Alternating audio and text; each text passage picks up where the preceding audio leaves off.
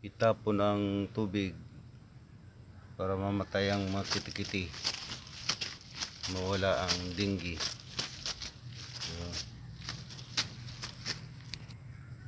Yun.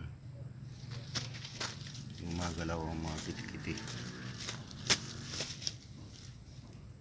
Yan o, mga kitikiti, kitikiting lamok.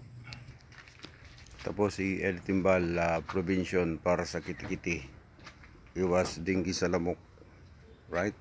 July 25, project of DOH. May mga